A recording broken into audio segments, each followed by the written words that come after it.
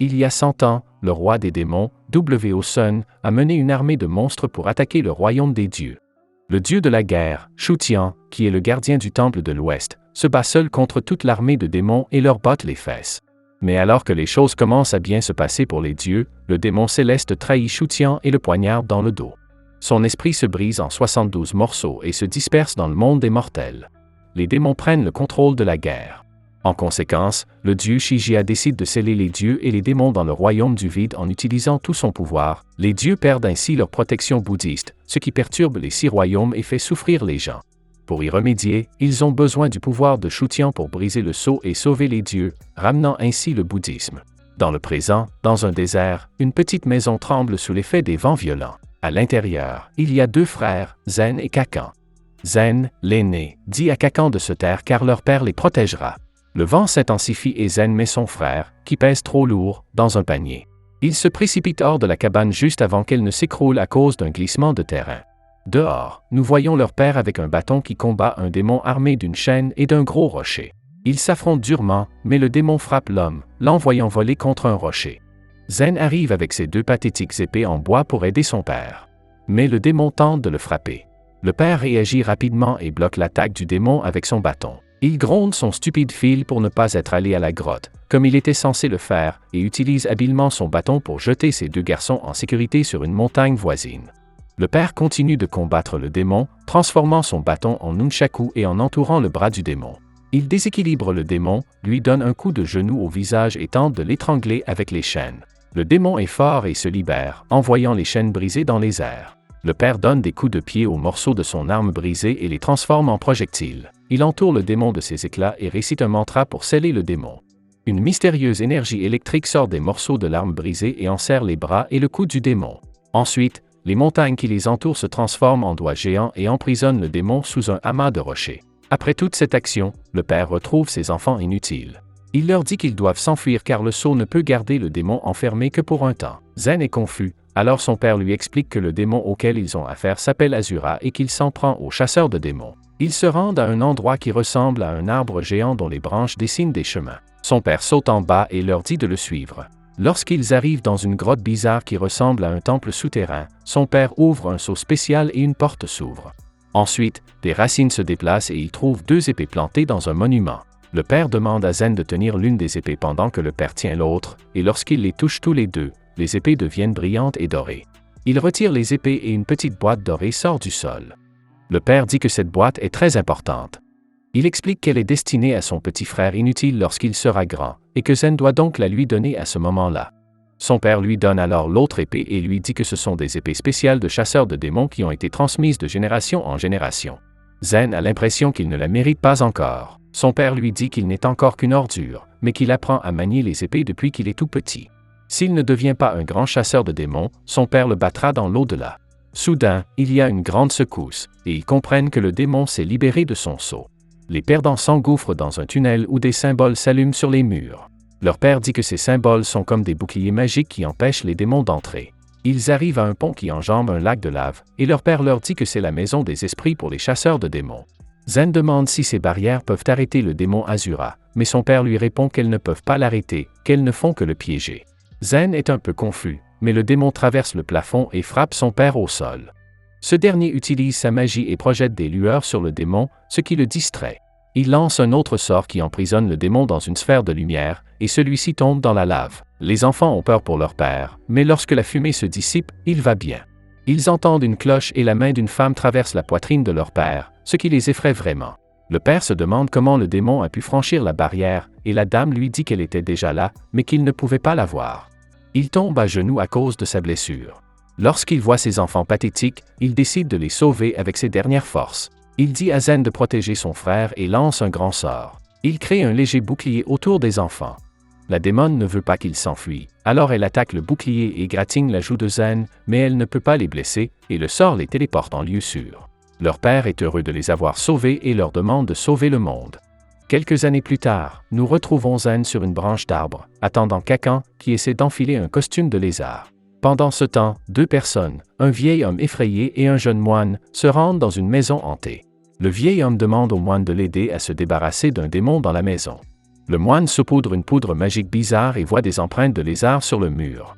Il comprend qu'il s'agit d'un très vieux démon gecko et dit au vieil homme de s'enfuir. Mais lorsqu'il tente d'exorciser le démon, une voix dans l'ombre se met à rire et lui demande pourquoi il fait semblant. Le moine ne se laisse pas faire et commence à psalmodier et à lancer ses chapelets sur le démon. Le gecko démoniaque apparaît et le moine le décapite accidentellement avec son bâton, ce qui n'était pas censé se produire. Le lézard sans tête commence à parler, ce qui fait paniquer le moine pathétique. Il recule et tombe sur Zen, qui l'assomme d'un coup de poing. Lorsque le moine stupide se réveille, il trouve les deux frères debout devant lui, et il est attaché à un pilier. Il lui montre le costume de lézard et l'homme essaie de se montrer reconnaissant pour leur victoire sur le démon. Mais N l'avertit qu'il doit dire la vérité sous peine d'en subir les conséquences. Le moine avoue qu'il a fait semblant d'être un chasseur de démons et qu'il s'est associé au démon lézard pour gagner beaucoup d'argent. Ils ont piégé les habitants du village, fait de faux exorcismes et partagé l'argent. Après cette confession, il explique que toute son escroquerie repose sur l'apparence. Il dit qu'il est tellement beau que les gens croiraient tout ce qu'il dit. Il le croirait même s'il prétendait être Bouddha. Mais N sera considéré comme un bandit pathétique et non comme un chasseur de démons. Zen n'aime pas cette remarque et lui fait ravaler ses paroles. Plus tard, nous voyons le moine portant le costume de lézard, avec une queue de reptile appartenant au gecko démoniaque, se tortiller sur le sol. Le matin, les frères organisent une cérémonie spéciale pour faire de Kakan un homme, puisqu'il a atteint l'âge de 14 ans. Zen le saupoudre de poudre d'or et active des talismans pour donner à Kakan le pouvoir de combattre le mal, faisant officiellement de lui un chasseur de démons. Zen demande à Kakan comment il se sent, mais celui-ci lui répond qu'il ne se sent pas digne de ce titre et de ce pouvoir. Son frère l'encourage et lui donne la boîte que son père a laissée. Kakan l'ouvre et trouve une petite tige de métal avec des gravures au bout. Mais elle ne sait pas non plus à quoi elle sert, seulement que leur père a dit que c'était le destin de Kakan. Kakan apprécie tout de même ce cadeau de leur père. Tout à coup, un vieil homme arrive en courant, ayant désespérément besoin de chasseurs de démons. Il dit que sa ville a des problèmes parce qu'il y a une brume bizarre qui fait disparaître les gens. Les habitants pensent que c'est un chat démoniaque qui est à l'origine du problème, et il a un sac de pièces pour les supplier de l'aider. Lorsque Kakan demande à Zen s'il devrait accepter le travail, Zen pense qu'il s'agit peut-être d'un autre piège. De plus, ils n'ont pas encore réglé les détails importants de la cérémonie de passage à l'âge adulte de Kakan, comme lui trouver un maître pour lui apprendre à devenir un homme. Alors qu'il s'éloigne, Zen heurte le vieil homme et le sac de pièces se renverse, faisant rouler une petite cloche. Zen se souvient que la dame démon qui a supprimé leur père avait cette cloche. Zen saisit le bras du vieil homme et lui demande d'où vient la cloche. Il se dirige ensuite vers le village, et à l'entrée, il y a un épais brouillard. Le vieil homme dit que les gens qui y entrent disparaissent, mais les frères s'en moquent et entrent quand même. Plus ils s'enfoncent, plus ils ont du mal à voir à cause du brouillard. Kakan se plaint, mais N dit que cela signifie qu'ils sont proches de leur cible. Mais il se retourne et Kakan n'est plus là. Une voix de fille demande à Zen qui il cherche. Il lui demande de révéler l'origine de la cloche et lui promet de ne pas lui faire de mal si elle quitte la ville. Mais au lieu de cela, elle l'attaque comme une folle, et il esquive tout. Elle se révèle être un démon félin et tente de le griffer, ce qui lui vaut d'avoir le dos tourné. Zen devient sérieux et lance une attaque tournoyante qui dissipe le brouillard et l'assomme. Elle est effrayée et dit qu'elle ne faisait que chasser pour se nourrir, et que les personnes disparues se sont perdues, pas blessées. Après avoir essayé de tromper Zen en le séduisant, Zen demande à la démone si elle sait d'où vient la cloche. Elle prétend l'avoir trouvée par hasard et n'a aucune idée de son origine. Zen décide de la laisser partir, mais elle profite de sa gentillesse et lance une attaque surprise par derrière. Cependant, Zen voit clair dans son plan et lui assène un coup d'épée. La fille démon commence à disparaître et prévient N que son frère la vengera en tuant Kakan, ce qui inquiète Zen. De son côté, Kakan affronte un démon chamal qui l'envoie voler avec une attaque. Le démon est déçu, pensant que les chasseurs de démons seraient plus forts, mais au lieu de cela, il ne trouve qu'un enfant stupide et faible. Kakan devient furieux en entendant cela et saisit un bâton pour défier le démon. Zen observe la scène depuis un château d'eau, considérant qu'il s'agit du dernier test de Kakan avant d'obtenir son diplôme. Le démon chat lance plusieurs attaques, mais Kakan les bloque avec son bâton improvisé. Le démon lui dit qu'il est inutile de se battre car sa sœur a probablement supprimé Zen. Kakan sait que son frère est aussi un perdant, mais il ne se laisse pas abattre. Il réussit à porter quelques attaques au démon, ce qui le met en colère. Le démon augmente sa vitesse, donne quelques coups et brise le bâton de Kakan. Zen s'apprête à intervenir, mais Kakan remarque l'objet inutile que son père lui a donné. Il brille, s'allonge et se transforme en bâton d'or, réveillant ses véritables pouvoirs. Il s'en sert comme d'une lance pour empaler le démon. Le bâton émet une onde magique dans tout l'univers, attirant l'attention de plusieurs personnes connaissant la légende du dieu de la guerre. Le démon chat est toujours en vie, même s'il a été gravement blessé. Kakan est également blessé, mais il est inconscient et ne sait pas ce qui se passe. Le démon chat a peur que Kakan lui fasse du mal quand il se réveillera, alors il essaie d'arracher le bâton de sa poitrine. C'est alors que Zen arrive pour l'aider. Zen a sorti ses épées et veut savoir d'où vient la cloche. Le démon chat ne veut pas le dire, alors Zen le menace de le blesser s'il ne dit rien. Zen fait sonner un peu la cloche, ce qui effraie le démon chat. Soudain, le démon chat se met à parler et dit qu'une dame démon lui a donné la cloche. Elle lui a dit que lorsque la cloche sonnait, 2 frères apparaissaient. Lorsque le démon chat entend à nouveau le son de la cloche, il entre en transe.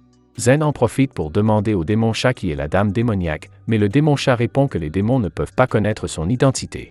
Le démon chat dit qu'on lui a demandé de supprimer les chasseurs de démons et de récupérer les fragments d'esprit. Lorsque le démon chat finit de dire la vérité, la cloche devient folle et vole dans sa bouche, ce qui le fait exploser. Zen tente de protéger Kakan de l'explosion. Pendant ce temps, 2 célestes observent la scène depuis un écran.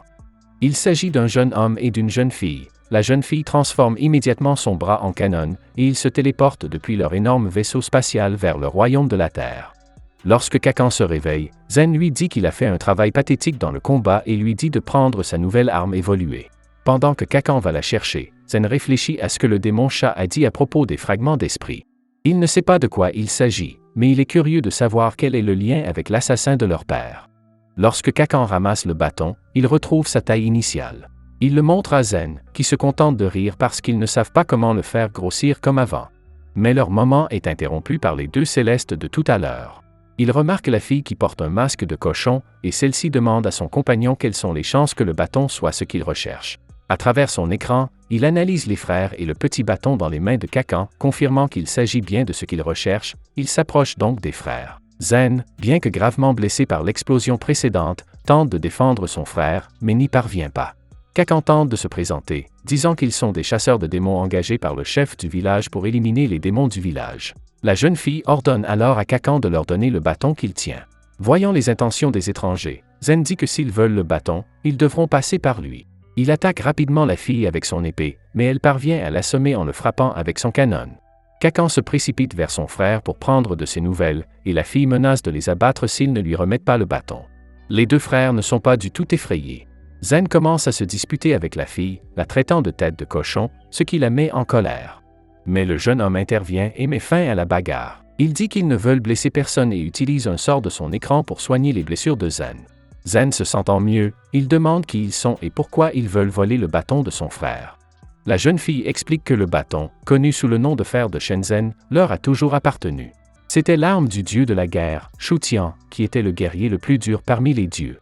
Les étrangers se présentent comme des messagers célestes du clan des fées. Le garçon s'appelle Chalou et la fille Xiaoba.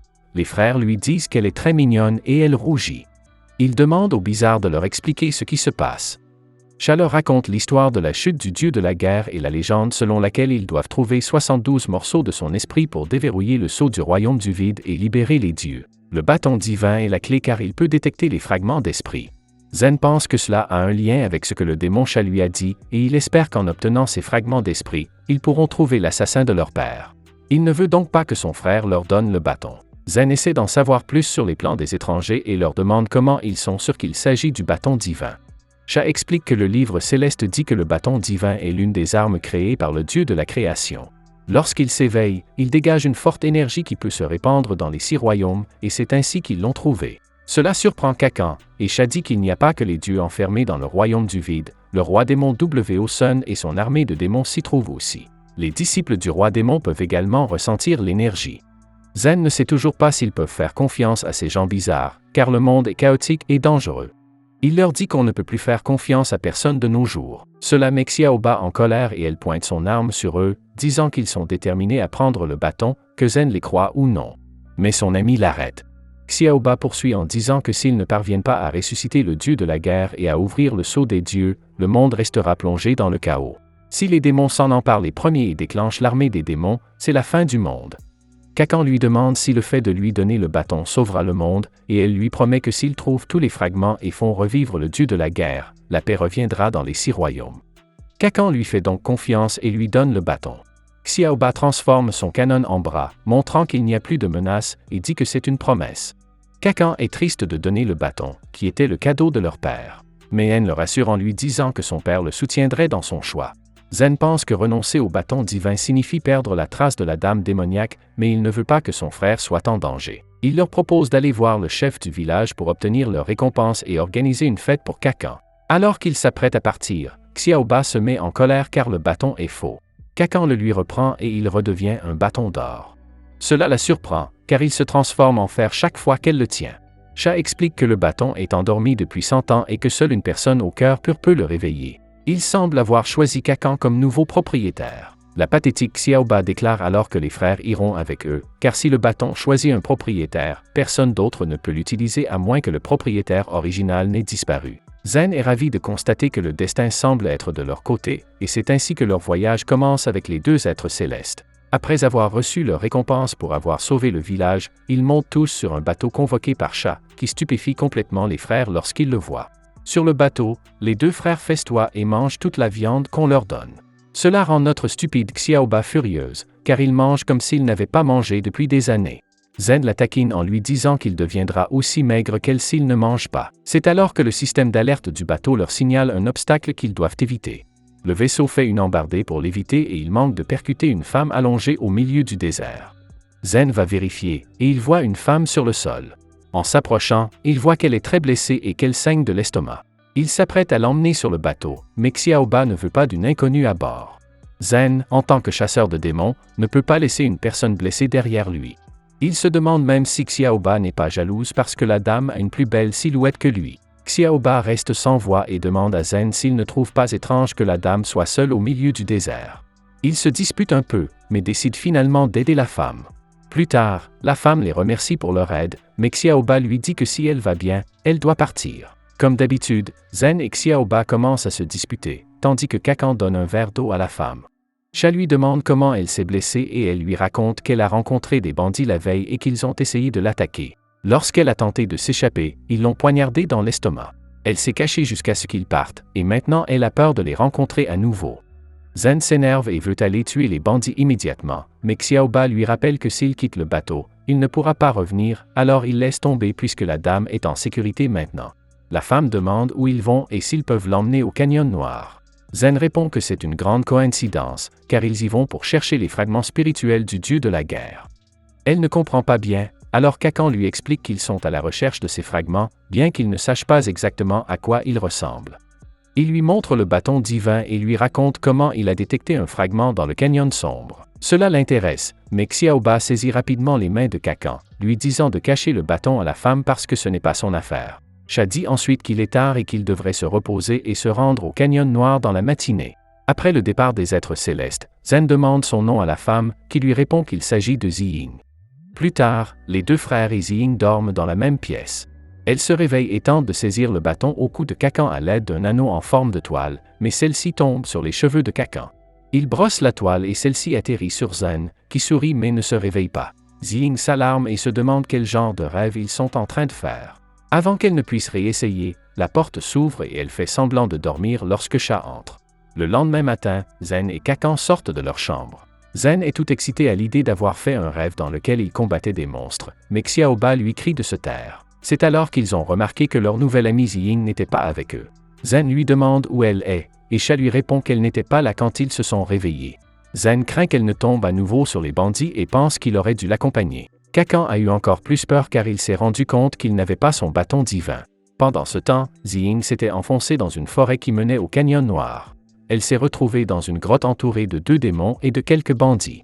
Sur un trône au bout de quelques marches, le chef des démons était assis avec son bras droit, un démon lui aussi. Au-dessus d'eux, Ziyan, la sœur de Ziying, était suspendue au plafond, et il semblait que les démons l'avaient kidnappée. Le second démon a saisi le visage de sa sœur et lui a dit que les messagers célestes avaient trouvé le bâton divin et qu'ils arrivaient. Ils avaient besoin de Ziying, qui est la meilleure voleuse du monde, pour voler le bâton divin aux célestes. La sœur de Ziying l'a supplié de ne pas le faire, mais Ying pensait que le bâton n'était peut-être qu'une légende car personne ne l'avait trouvé depuis 100 ans. Le chef des démons la corrigea et lui montra un fragment d'esprit du dieu de la guerre, qui avait détecté l'éveil du bâton. Il a fait flotter des rochers et trembler la grotte pour montrer la puissance du fragment d'esprit. Il a dit que le bâton divin était l'arme la plus puissante qui soit et que s'il l'obtenait avec le fragment d'esprit, il dominerait tous les démons. Ziying fut effrayée par ce pouvoir et par ce qui arriverait si elle lui désobéissait. Elle demanda s'il les libérerait, elle et sa sœur, lorsqu'ils obtiendraient le bâton. Le chef s'est contenté de rire en promettant de lui rendre sa sœur une fois qu'il aurait le bâton. Xian l'a supplié de ne pas le faire et lui a rappelé sa promesse de ne plus jamais voler. Cela a fait réfléchir Ziying, mais le démon à côté de sa sœur a dit qu'il lui ferait du mal si elle ne partait pas.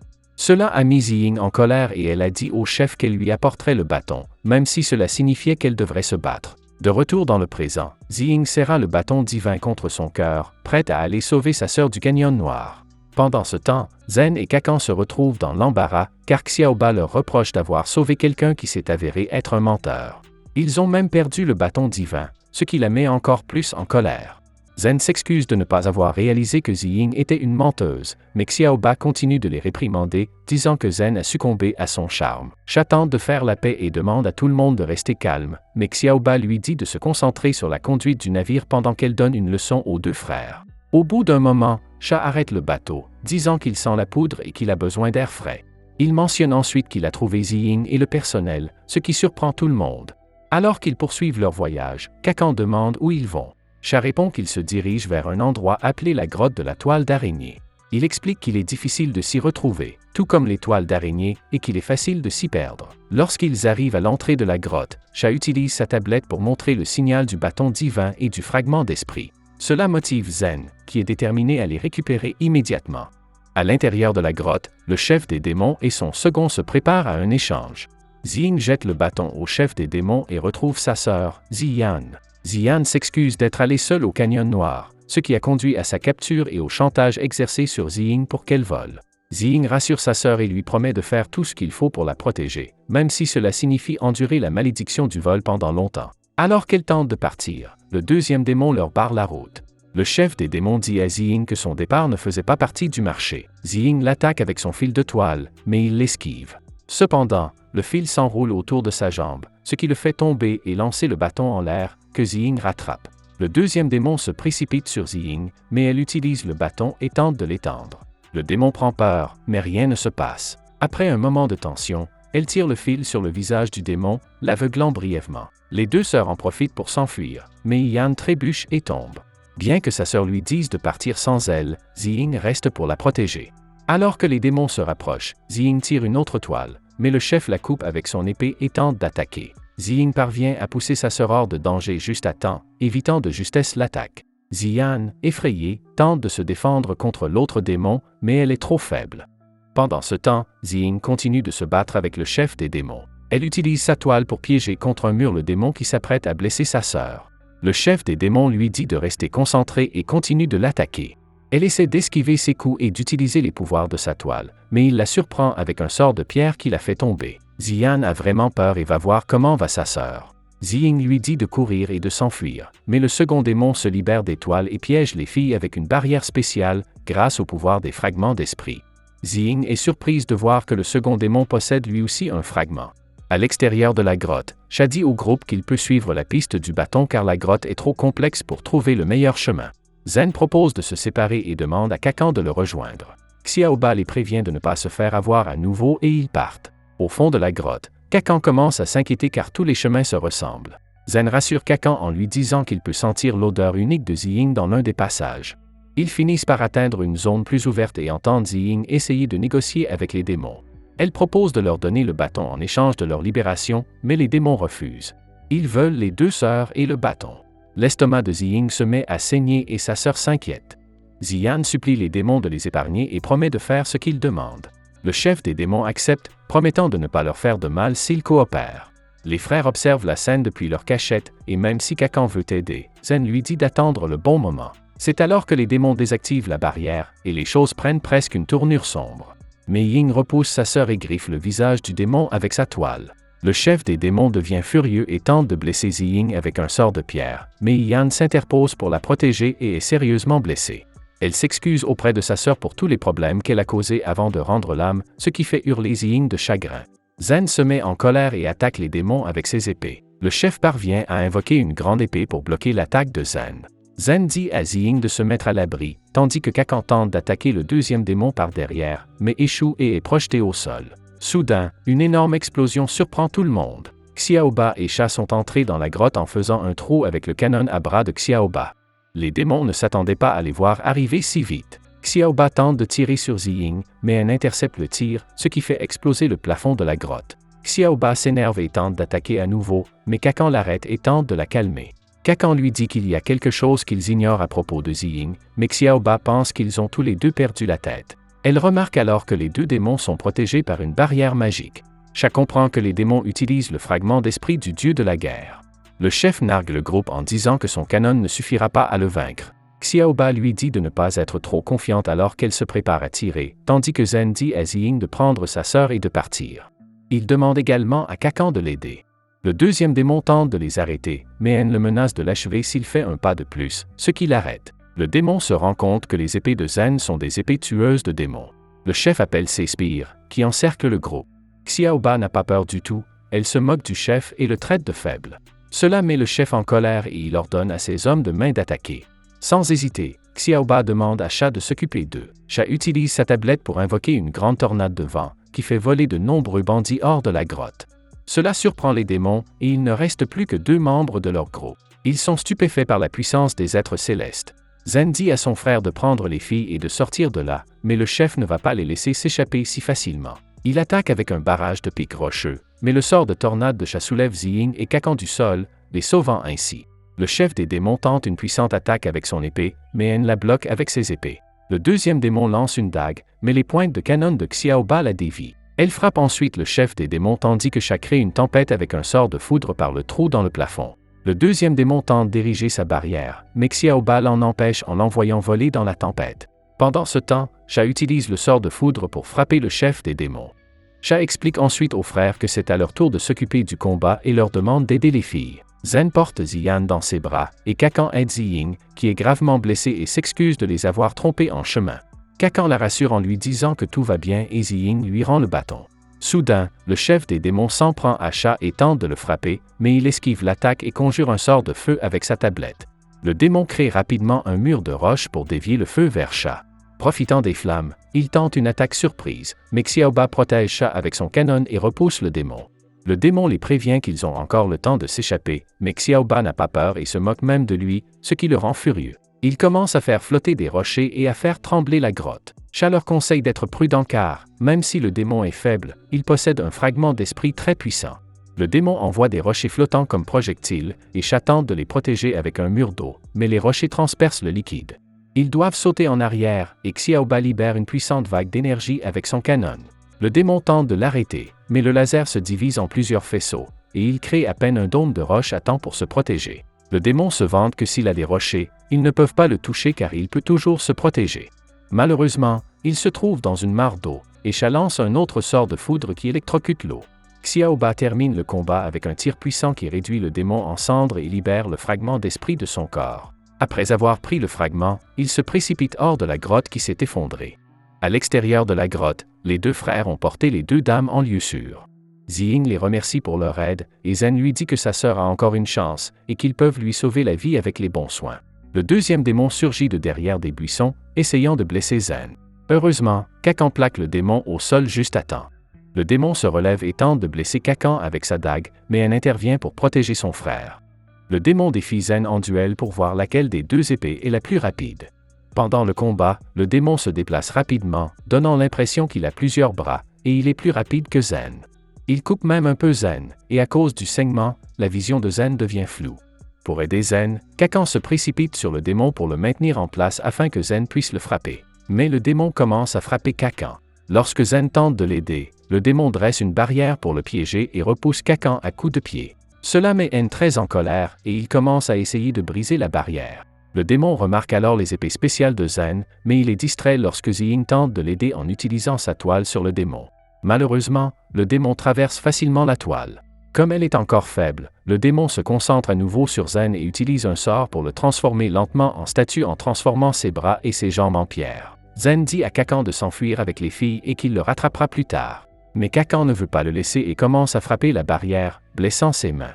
Voyant Kakan dans cet état, le démon l'envoie voler et nargue Zen en lui disant qu'il doit dire ses derniers mots. Kakan se sent impuissant et pleure car il a toujours besoin de quelqu'un pour le protéger. Mais N lui rappelle qu'il a vaincu le démon chat et qu'il deviendra un jour un grand chasseur de démons. Le bâton suspendu au cou de Kakan se met à briller d'une lumière dorée, et ses yeux changent également de couleur. D'une attaque puissante, il brise la barrière avec le bâton. Il est projeté dans les airs par la force et reçoit un coup de pied du démon, qui tente de s'emparer du bâton. Mais lorsque le démon le touche, le bâton redevient petit et métallique. La pétrification de Zen s'estompe lentement alors qu'il va à la rencontre d'un Kakan blessé, qui se dit soulagé de l'avoir aidé à se libérer de la barrière avant de s'évanouir d'épuisement. Le démon ne comprend pas le changement de bâton et tente de le faire grossir à nouveau avec des phrases différentes, mais cela ne fonctionne pas. Le démon hurle de douleur en essayant d'utiliser sa super vitesse pour se défendre, mais cette fois Zen est encore plus rapide. Le démon voit soudain apparaître un homme aux cheveux blancs avec les mêmes épées. D'un coup sec, Zen met le démon à genoux. Le démon révèle qu'il est un humain et dit que les chasseurs de démons ne peuvent pas tuer les humains. Mais N dit que les mauvaises actions du démon ne respectent pas les règles. Le démon dit que Zen lui rappelle l'ancien maître de l'utilisateur de l'épée double. Le démon révèle qu'il y a plus de 12 ans, une dame mystérieuse lui a ordonné de capturer le chasseur de démons à l'épée double et qu'il a affronté ce chasseur, mais qu'il a perdu. Étonnamment, le chasseur de démons l'a laissé partir et après avoir parlé à cette femme, il lui a demandé de ne jamais pardonner à l'épéiste. Il se demande si le guerrier regrette encore de l'avoir laissé partir. Zen, l'épée sous la gorge de l'homme, pose des questions sur la mystérieuse femme, mais le démon se contente de dire qu'il s'agit du destin. Une cloche retentit alors, et le démon tombe raide mort, libérant un autre fragment d'esprit. Ce soir-là, Sha tente de soigner Ziyan, mais malgré ses efforts, il dit à Ziying que les blessures de sa sœur sont trop graves pour être soignées par la magie céleste. Kakan est bouleversé et s'enfuit en larmes. Ziying regrette de ne pas avoir pu sauver sa sœur, mais Sha lui dit qu'il y a une autre solution. Ils peuvent sceller l'esprit de sa sœur et utiliser le pouvoir des dieux pour la guérir plus tard. Ils doivent séparer son esprit de son corps, et elle sera ressuscitée dans un autre corps le moment venu. Ziying accepte et Sha met l'esprit de sa sœur dans la bague de Ziying. Dehors, Kakan se demande pourquoi le bâton l'a choisi. Zen apparaît et rend le bâton en disant que Kakan a un potentiel inexploité. Il demande à Kakan de croire en lui et lui explique qu'ils peuvent sauver la sœur de Ziying avec un sort s'ils trouvent tous les fragments d'esprit et sauvent les dieux. Kakan est motivé et se précipite vers le bateau après que Xiaoba l'ait appelé. Laissé seul, Zen réfléchit aux paroles du démon à propos de l'ancien utilisateur d'épée double. À bord du navire, les Célestes donnent à Kakan les fragments d'esprit qu'ils ont trouvés et que le bâton divin absorbe. Xiaoba prévient Kakan de ne pas le perdre à nouveau. Zen arrive, et il est temps de poursuivre le voyage. Ziying veut les accompagner et pense qu'elle peut les aider. Zen l'accepte volontiers dans l'équipe, malgré la réaction négative habituelle de Xiaoba. Elle finit par les accompagner dans leur voyage. Le lendemain, ils arrivent dans une nouvelle ville, pleine d'usines. Kakan a de la fièvre et ne peut s'empêcher de tousser à cause de la chaleur extrême. Zen demande à Sha s'il a des sorts pour le rafraîchir, et Sha explique que le bâton a absorbé 2 fragments d'esprit à la fois, ce qui est difficile pour Kakan. Mais lorsqu'ils atteindront la boutique du dieu de la terre, ils lui donneront un médicament spécial et il ira mieux ensuite. Ziying sort du bateau avec des vêtements plus légers à cause de la chaleur. Xiaoba est jalouse et en colère parce qu'elle trouve que Ziying est séduisante, mais Kakan n'y voit pas d'inconvénient. Il marche dans les rues et trouve la boutique qu'il cherche. Zen est surpris, car il ne s'agit pas d'une boutique de dieu de la terre, mais plutôt d'un magasin de vêtements. Il n'est pas sûr qu'ils y trouveront des médicaments, mais Sha leur suggère d'y jeter un coup d'œil. À l'intérieur, Xiaoba crie pour attirer l'attention du commerçant. C'est un vieil homme étrange qui s'aperçoit rapidement qu'il s'agit de Céleste. Après un peu de confusion et un coup de poing de Xiaoba, parce qu'il était en train d'observer Ziying, le commerçant les prend au sérieux. Il leur explique qu'en raison du chaos qui règne dans les royaumes célestes, les clients célestes sont moins nombreux dans sa boutique et qu'il a donc commencé à vendre des produits pour mortels afin de survivre. Il appuie sur un bouton et la boutique se transforme en magasin de médicaments.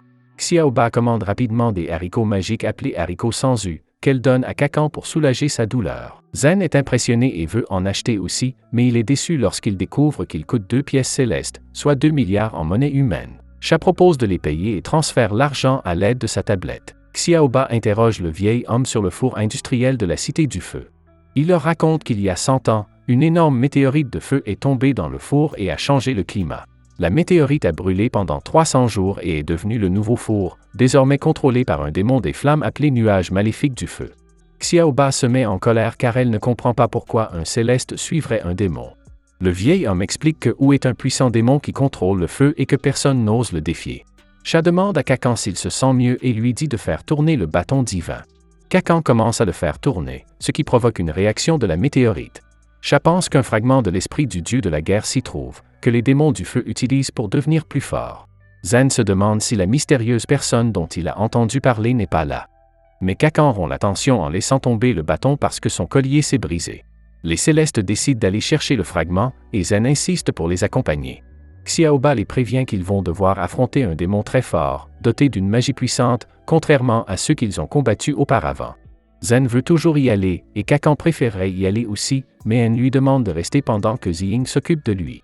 Pendant ce temps, dans l'une des installations, une secrétaire féminine dit au démon de la flamme que le noyau est en sécurité.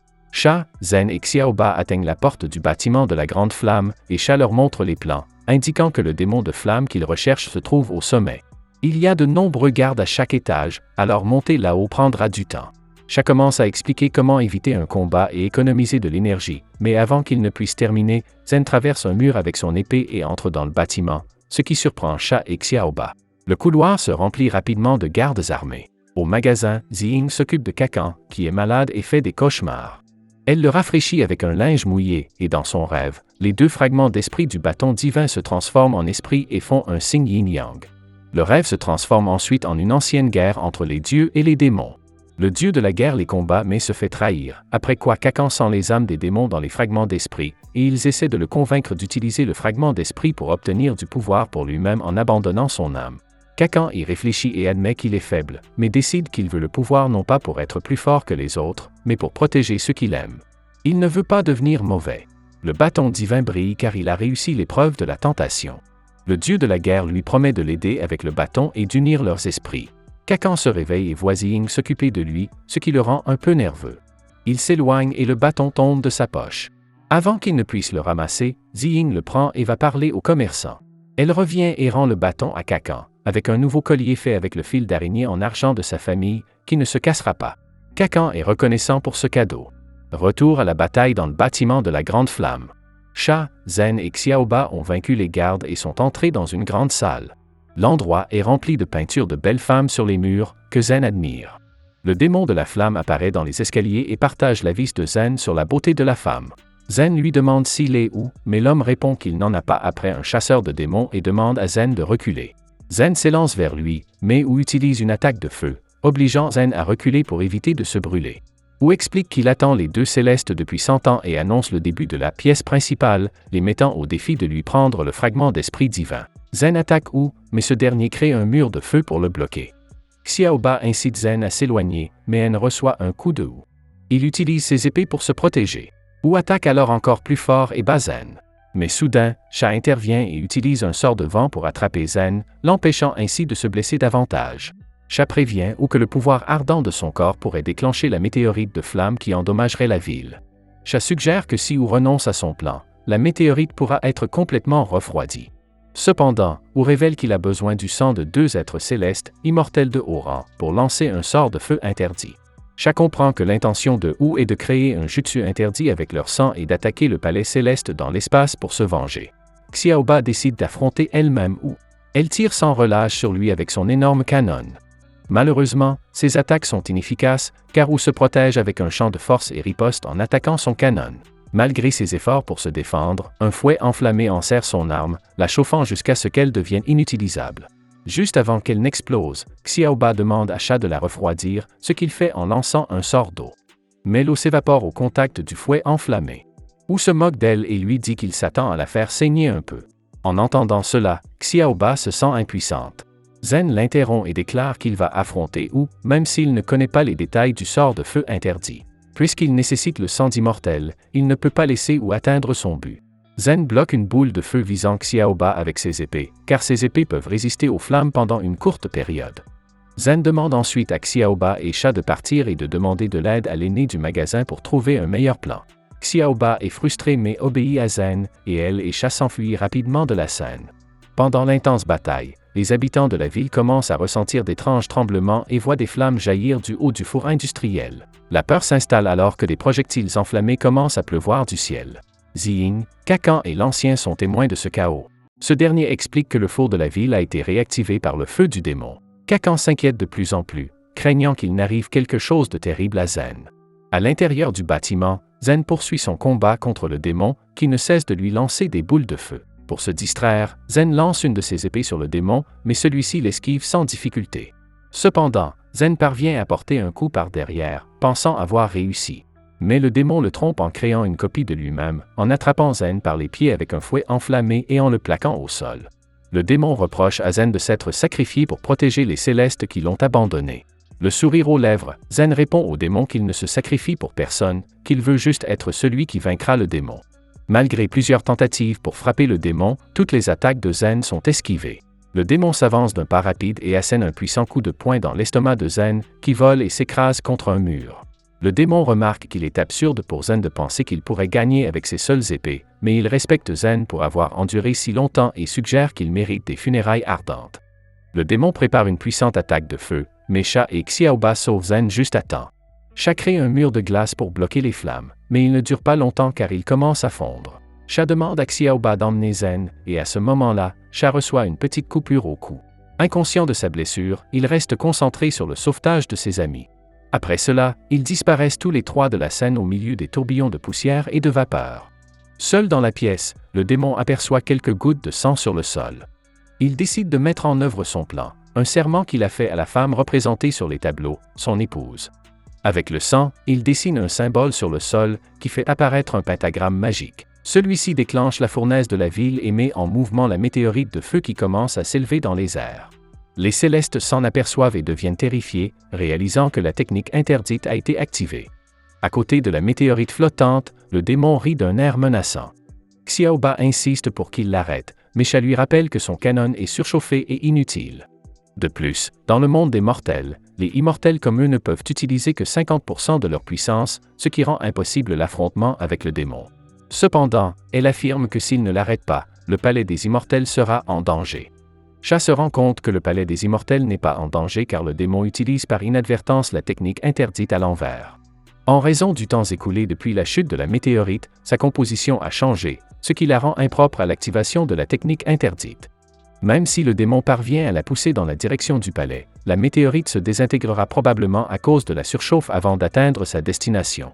Le plus probable est que la météorite se brise et retombe sur la ville sous la forme d'une météorite plus petite. C'est précisément ce qui se produit, laissant le démon perplexe face à l'échec de son plan.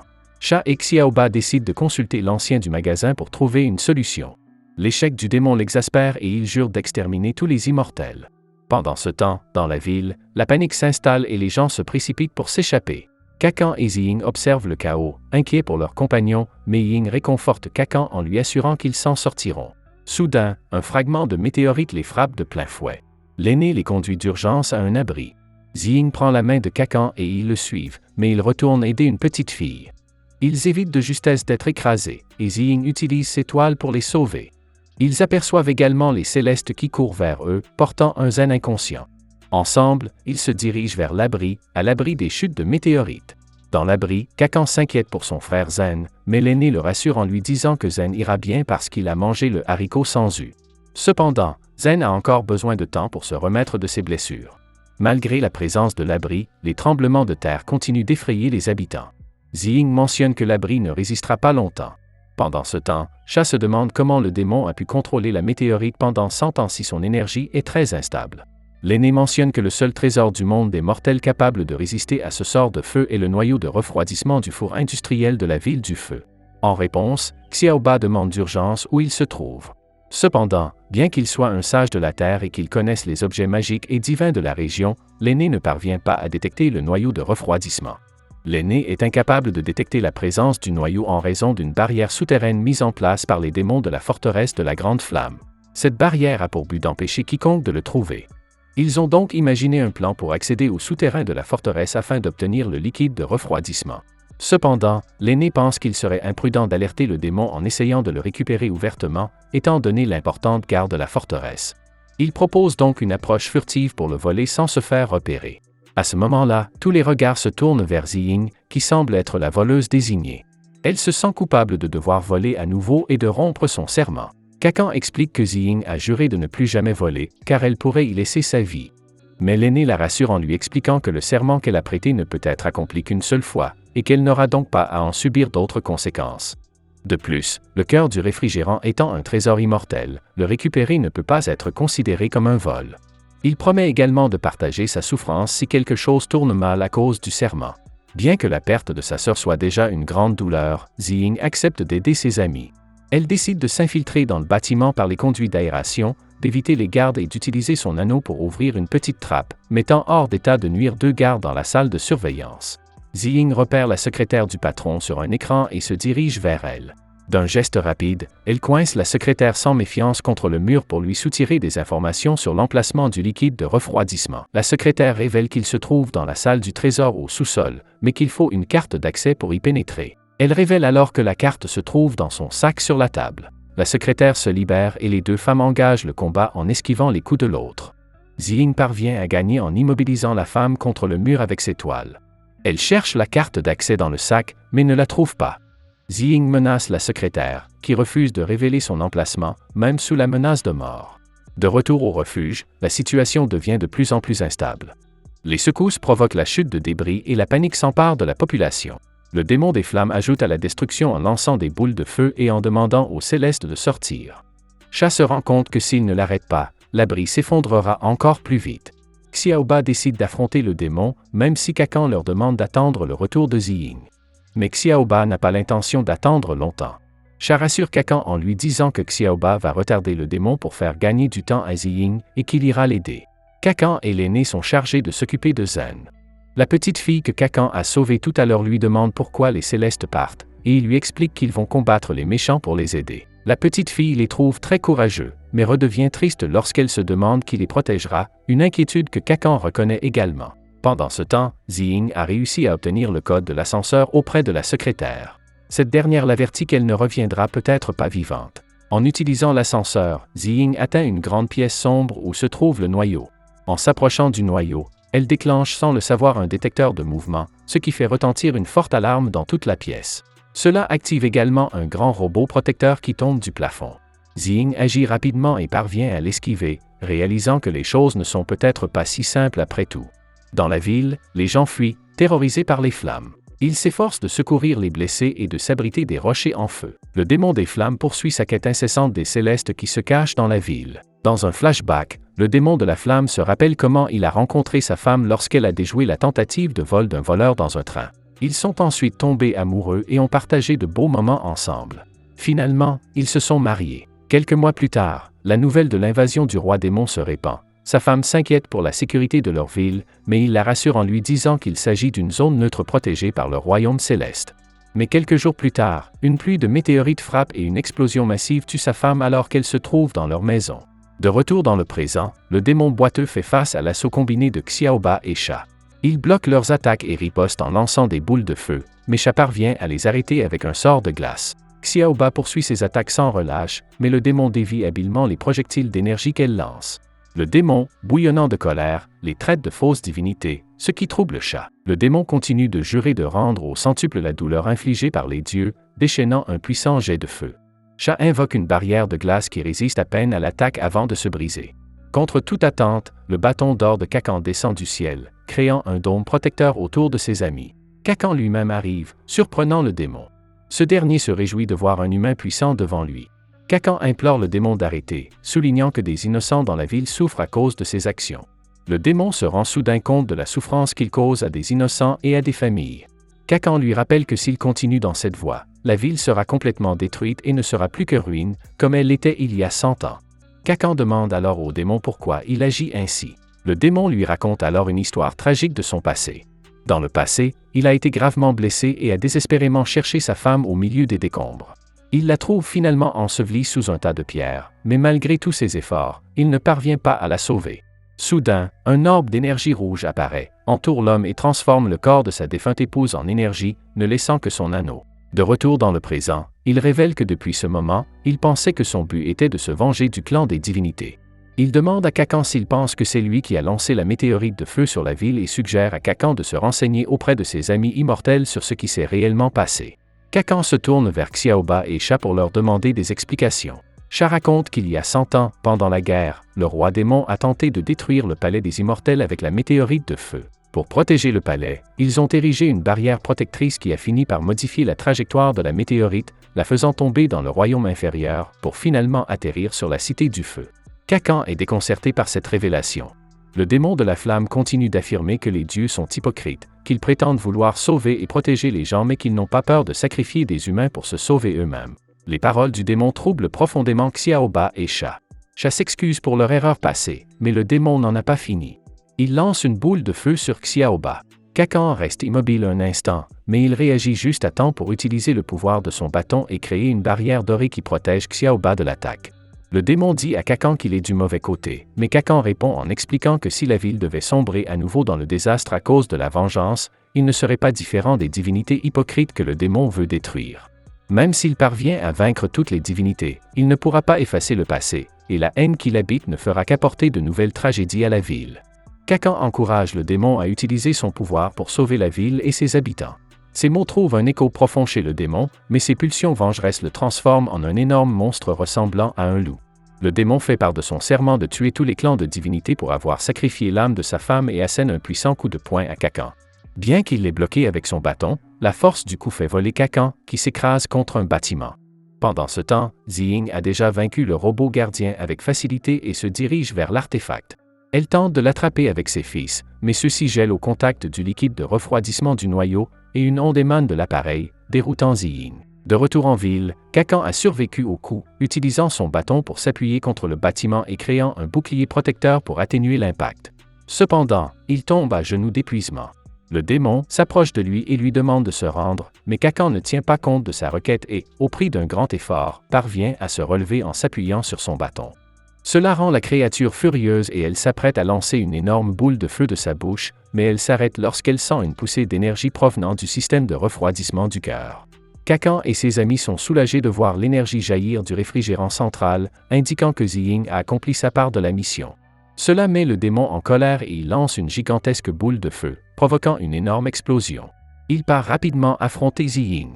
Xiaoba et les Célestes sont indemnes grâce à la barrière protectrice de Kakan qui bloque l'attaque. Bien que Xiaoba souffre et tombe à genoux, Kakan insiste pour affronter le démon afin d'assurer la sécurité des autres. Sha décide d'aider Kakan et crée un sort de téléportation, le transportant jusqu'à l'endroit où se trouve Ziying. Xiaoba, bien qu'un peu contrarié, comprend la nécessité de leurs actions et est rassuré par les paroles de Sha, sachant que Kakan les a sauvés et qu'il peut maintenant sauver Ziying également. Dans la chambre du noyau, Ziying se cache alors qu'un démon en armure lourde détruit l'un des murs de la pièce. Elle voit le démon saisir le noyau avec sa main blindée. C'est alors qu'apparaît le démon de la flamme, qui demande au démon en armure de libérer la pierre. Le démon en armure est heureux que le démon des flammes soit apparu, lui évitant ainsi de chercher. Les deux démons se livrent un combat acharné, faisant trembler la pièce et tomber des débris. Ziying manque d'être écrasé par une pierre qui tombe, mais parvient à rester caché. Alors que le combat fait rage, le premier démon révèle qu'il recherche la part du dieu de la guerre dans le démon bête. Il se transforme en minotaure et domine la bête de flamme, obtenant le fragment d'esprit qui s'y trouve. Kakan arrive, étend son bâton pour briser la boîte contenant le fragment et absorbe son pouvoir. Le démon tente d'attaquer Kakan avec une hache, mais il est sauvé par Ziying, qui l'emporte. Le démon se rend compte qu'il ne peut pas lâcher le bâton de Kakan, même après la libération de ce dernier, et décide donc de se couper le bras pour éviter d'être consumé par le bâton. Il se téléporte ensuite, quittant la zone en promettant de revenir. Cependant, l'impact imminent de la météorite est toujours une menace pour la ville. Le démon des flammes demande à Kakan de briser le système de refroidissement du cœur et Kakan, avec son bâton, brise le système de refroidissement du cœur, déclenchant une puissante vague de glace qui gèle tout ce qui se trouve sur son passage et refroidit la météorite. Celle-ci se brise en plein vol et retombe sur le sol sous forme de neige. Le démon de la flamme, qui cherchait autrefois à se venger, tient l'anneau de sa femme et regrette de ne pas avoir tenu sa promesse. Dans ces derniers instants, il voit l'esprit de sa femme, qui le réconforte d'avoir aidé à sauver la ville avant qu'il ne s'éteigne. Voyant la menace résolue, Kakan, épuisé, s'évanouit et Ziying le rattrape avant qu'il ne s'écroule. Le lendemain, tout est rentré dans l'ordre dans la ville du feu, et le gang décide de se rendre dans une autre zone déserte pour trouver une rivière super spéciale appelée la rivière Shaxia. Cette rivière est comme magique, elle peut guérir les blessures des gens. Xiaoba dit à Zen que c'est la seule chose qui puisse guérir sa blessure. Zen, bien que blessé, joue les durs et ne veut pas se reposer. Mais il se rend compte qu'il est encore plus blessé qu'il ne le pensait.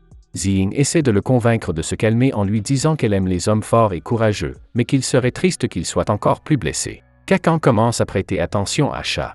Il est très sérieux et Kakan le remercie d'avoir aidé Zen dans la ville du feu. Mais Sha dit que ce n'est pas grave et va vérifier quelque chose. Alors qu'ils approchent du prochain village, ils remarquent qu'il est totalement vide. Kakan pense que c'est peut-être comme la Cité du Feu, désertée à cause du combat entre les dieux et les démons il y a des années, mais Sha dit que ce n'est pas ça. Soudain, le véhicule s'arrête à cause d'un problème d'énergie, et Sha se charge de le réparer. À ce moment-là, Zen parle à Xiaoba de l'attitude bizarre de Sha. Xiaoba ne le prend pas au sérieux, et Kakan reconnaît que Sha semble inquiet. Xiaoba leur explique que le sable de la zone désertique contient des objets de valeur et que la ville était autrefois très animée. L'armée de Sha y était stationnée pour une mission et Sha n'a jamais voulu y retourner à cause d'un événement tragique, si bien qu'il ne reviendrait pas là-bas sans la rivière magique. Mais lorsque Xiaoba se retourne, elle les voit en train de glander, de manger des pastèques et de ne pas écouter. Elle s'énerve. Parce qu'elle pense qu'ils ne prennent pas le problème au sérieux et dit qu'elle ne leur en dira pas plus sur Sha. Ils essaient de deviner l'histoire en avançant leur propre théorie, ce qui rend Xiaoba encore plus furieuse. Zen lui dit qu'il pensait que les immortels n'aimaient pas le monde des humains, mais qu'il semble que Sha soit aussi un homme de caractère, et que les frères devraient le soutenir. Cependant, Xiaoba lui dit de ne pas être si arrogant. Zen dit alors qu'il va parler à Sha pour l'amener à partager ses sentiments, et malgré le désaccord initial de Xiaoba, elle est convaincue par Ziying qu'elle doit les laisser en parler avec Sha. Mais ce dernier semble un peu distant et dit qu'il n'a pas besoin d'aide. Zen dit à Sha qu'il n'est pas obligé de tout gérer seul et qu'ils sont amis, donc il peut tout leur dire. À un moment donné, ils pensent que Sha veut se confier à eux, mais Sha révèle que le cristal d'énergie du vaisseau est cassé, et que c'est la raison pour laquelle le véhicule ne peut pas bouger. Il doit aller chercher des cristaux de remplacement dans une mine abandonnée à proximité. Zen propose de l'accompagner, mais Sha insiste pour y aller seul, rappelant à Zen qu'il n'est pas complètement guéri et que la mine peut être dangereuse. Zen continue d'insister, et soudain, Sha réagit froidement, repoussant la main de Zen et lui disant de s'occuper de ses affaires, ce qui surprend les deux frères car Sha n'est pas comme ça d'habitude. Plus tard sur le bateau, Kakan est inquiet parce que Sha n'est pas encore revenu, et il demande à Xiaoba s'ils peuvent le localiser. Zen l'interrompt et dit que Sha est une divinité et que rien ne peut lui arriver, mais il critique aussi Sha.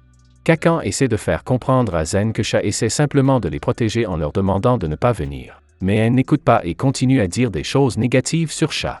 Xiaoba le gronde et lui dit de se taire s'il ne sait rien de Sha. Cela rend les choses gênantes sur le bateau, et tout le monde retourne à ce qu'il faisait. Il y a un flashback sur l'époque où Sha était avec son escouade, essayant de trouver des démons qui causaient des problèmes dans la région. Il n'avait pas beaucoup d'informations et devait donc être très prudent. L'équipe était composée de Sha, qui était le capitaine, et de 4 autres personnes, un enfant nommé Afu, un chauve costaud nommé Black, une femme de la même trempe que lui, Afu, un chauve costaud nommé Black, une petite fille aux cheveux blancs nommée Lily, et un jeune homme aux cheveux noirs nommé Kiao. Alors qu'ils arrivent à la mine et s'aventurent plus profondément à l'intérieur, ils tombent sur une scène macabre avec du sang mais pas de corps. Le groupe se demande s'il doit affronter directement les démons et partir à la recherche des mineurs disparus, même si leurs ordres de mission leur demandent d'éviter tout conflit. Mais Sha insiste sur le fait que leur mission est d'enquêter sur la mine souterraine et qu'ils doivent être prêts à se battre si nécessaire. Ils descendent donc plus loin dans la mine. L'équipe de Sha est entourée de zombies, qui s'avèrent être les mineurs disparus. Leurs balles ne parviennent pas à arrêter ces créatures mortes vivantes. Dans l'embarras, ils décident de s'enfuir. Afu manque de se faire mordre, mais avec l'aide de Black et de Yao, il s'échappe de justesse.